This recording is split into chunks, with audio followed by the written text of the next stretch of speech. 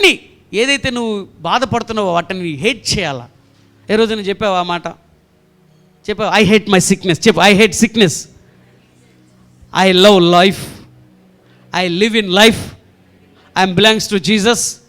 I M belongs to life system.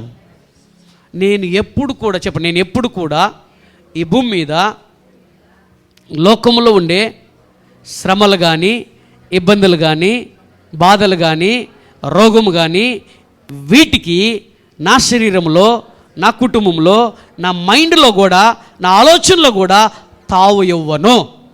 మన భాషలో చెప్పాలంటే కదా, నేను ఐ రిజెక్ట్ సిక్నెస్. నేను అసహించుకుంటున్నా వ్యాధిని. చెప్పు, వ్యాధి నా శరీరంలో ఉండకూడదు. ఎంతమంది షుగర్లు ఉన్నాయి? ఒకసారి చేయతండి. చెప్పు, ఇప్పుడు చెప్పు, you the sugar, I hate you in the name of Jesus.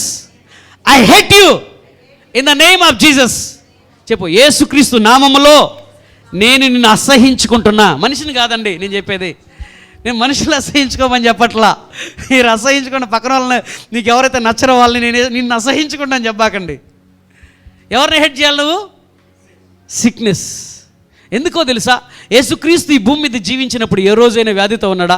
ఏ రోజైనా రోగంతో ఉన్నాడా? ఏ రోజైనా ఆయన ఈరోజు నా వల్ల కాదు, అలసిపోయా, పడుకున్నాడా? No way. హల్లెలూయా. ఎందుకంటే యేసుక్రీస్తు నేను కల్వరి సిలువలో నీ మీద ఉన్నటువంటి పాప మరణముల నియమాలన్నిటిని కూడా కొట్టేశాడంట ఆయన. హల్లెలూయా. ఇప్పుడు పాప మరణాలకు సంబంధించిన ఏ నియమము కూడా అది నీ మీద, నీ కుటుంబం మీద పని చేయడానికి వీలు లేదు. హల్లెలూయా. అందుకనే ఎవ్రీడే నువ్వేం చెప్పాలో తెలుసా?